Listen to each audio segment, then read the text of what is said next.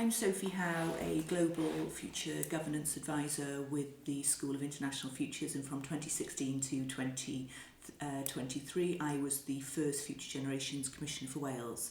I'm sorry I can't be with you in person today, but wanted to share some of our experiences and why I think it's so critical this moment in time for you to be hosting this event to really kickstart the conversation around how do we embed intergenerational fairness and future generations thinking in the work that you're doing in Cameroon. And of course, this is a particularly significant time given Cameroon has just taken the presidency of the UN General Assembly in the month that the UN is expected to pass the UN Declaration for Future Generations, aiming to ensure that the UN system and the multilateral system and countries and member states put in place measures to ensure that when we're taking decisions, we are seeking to meet today's needs without compromising the ability of future generations to meet their own needs. Wales indeed was the first country in the world to put that very concept on a statutory footing. In 2015 we passed the Wellbeing of Future Generations Act, an internationally groundbreaking piece of legislation which does a number of things. First of all, it sets out a long-term vision for the country through a set of long-term wellbeing goals, 7 wellbeing goals which cover prosperity, creating the conditions which enable people to thrive in terms of their physical and mental health, protecting our natural environment and enhancing and maintaining and restoring biodiversity, creating cohesive communities, ensuring that there's equity, protecting our vibrant culture and thriving Welsh language, and ensuring that we are a globally responsible Wales. Those goals were set out following a national dialogue, a conversation with citizens called The Wales We Want, where our government posed the question, what is the Wales you want to leave behind to your children, your grandchildren and future generations to come? And that conversation took place across Wales through town hall meetings, online platforms, engaging children in schools, writing letters to their future selves around what they wanted their country to look and feel like, through engaging with the Young Farmers Institution, the Women's Institute, the business community, NGOs and civil society more broadly, and of course, ordinary people. So those goals, which are now set out in law, were actually co-created with the citizens of Wales. And at the time, we also looked at the UN Sustainable Development Goals, and they helped to inform the goals that were set for Wales too. Why is that so important?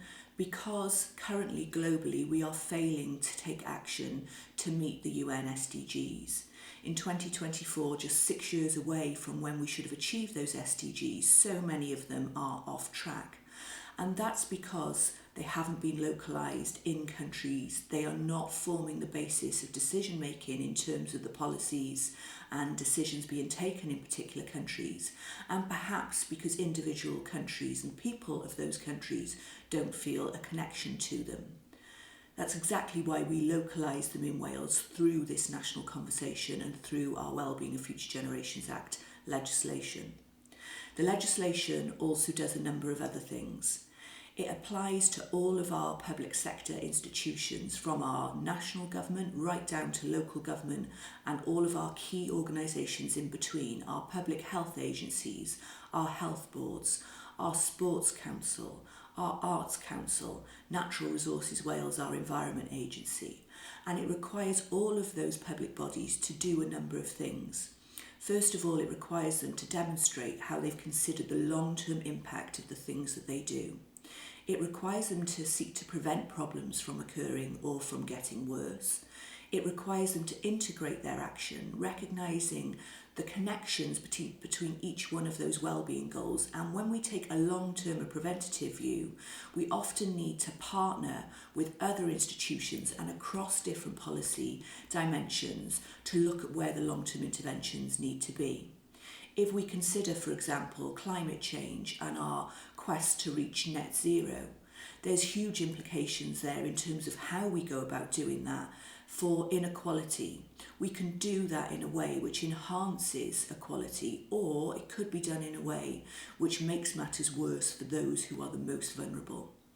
Likewise, in terms of our healthcare system, public health cannot just be delivered by our national healthcare system or any healthcare system, because the majority of factors which make up the health of our nation relate to factors outside of NHS or health service care.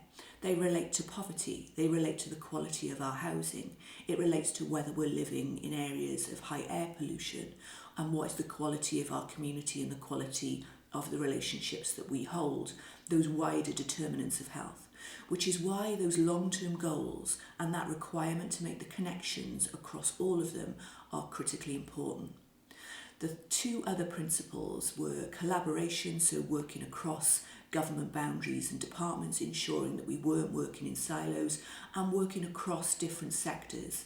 And although our legislation only applies to the public sector, it's increasingly drawing attention and action from the private sector and the voluntary sector, who like the idea that we have a government that has set a long-term vision, who want to be part of Team Wales' approach to delivering that long-term vision, and want to frame their own actions around doing that.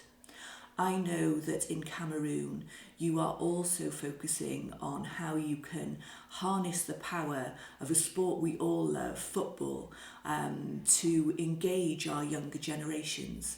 And in Wales, the Football Association of Wales is one of the first non-statutory public bodies who've actually embraced our Wellbeing of Future Generations Act. So they have set their strategy around not just winning for Wales on the football pitch, but winning for Wales in every aspect of what they do for future generations. Whether that's considering the carbon emissions from their events and their matches and from their grassroots football, whether that's embedding wellbeing hubs and wellness hubs in their football clubs to give access to people to have lifestyle medication, to embrace the power of physical activity in improving their health, whether that's embracing arts, culture and heritage in everything that they do, and in particular our language. So we can see that when we set this long-term vision, there are real possibilities for many sectors across our country to actually get behind that and to engage in this Team Wales approach. The final principle that is within our legislation is involvement, a requirement to involve citizens in decision making from that very start of our legislation, that national conversation, but in an ongoing way. And we can see through unrest in many parts of the world, and indeed in parts of Africa, that actually our future generations are demanding that they are involved in shaping their own futures. And that's why that principle around involvement is so critically important. Finally, the legislation establishes an independent Future Generations Commissioner. That was my role for 7 years as the first Commissioner. Someone who is independent of government will ask difficult questions about how the government and how our parliamentary system is considering the interests of future generations, and convening and providing advice and support, because it's easy to set up some of the performative infrastructure. We can set up foresight units, we can set up parliamentary committees. All of these things are important parts, but actually this is about ensuring that there are 3 elements of how we take this forward. Firstly, as I've talked about, citizens being involved in shaping their own futures. Secondly, making sure that leaders are committed to taking intergenerationally fair decisions through legislation, through committees, through accountability mechanisms within our parliamentary systems and our government processes. And then in terms of the system itself, the machinery of government, making sure that that machinery, its processes, its culture, the way in which our government officials and civil servants are trained and developed, and the rules of the game within which they operate require them to think and act and consider the interests of future generations. We have developed these three parts of a triangle, if you like, to actually embed sustainable approaches to long-term governance with the School of International Futures. And we have been working across many different countries in Africa, from Kenya, for example, in Mexico, in Chile, in European nations, in Norway, in Spain, Portugal, Ireland, Scotland, with the US in terms of the federal government, and in terms of state governments in Australia and in New Zealand. And we see that these three elements are absolutely critical. So as you embark on your journey to embed long-term governance and future generations thinking in everything that you do in Cameroon, you must think about how you engage people in civil society. You must think about the infrastructure to ensure that politicians are champions for intergenerational fairness, and you must think about the support, capacity and capability for your civil servants and government officials. That's why it's so important that you're kicking off this conversation here today. It's a critical moment because we want to see Cameroon actually leading the world in terms of how you will implement this declaration for future generations, showing that real leadership as you hold the presidency of the UN General Assembly, and showing your nation of younger generations, and indeed those yet to be born, that you have their interests at heart.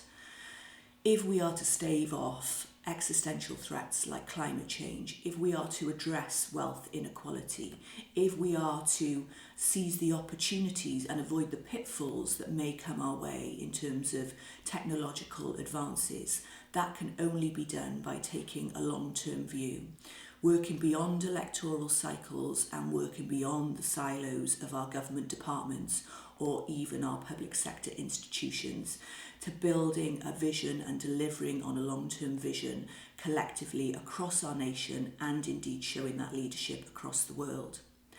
I truly believe that Cameroon can show this leadership. I believe there are lessons to learn from our friends in Kenya, from our friends in other African nations, and from friends like myself in Wales, on the other side of the world. We stand ready to help you in your journey. We stand ready to support you in our journey. I'm absolutely delighted that my good friend and colleague, Kat Tully, is with you over the next few days. Also working with Ansar, who has been helping to drive this agenda, as very many of your colleagues have been doing. Now is the moment to take action. Now is the moment to ensure that we are acting today for a better tomorrow. I commend you on your journey, and please do count on our support to stand with you in that journey. Thank you. Diolch yn fawr.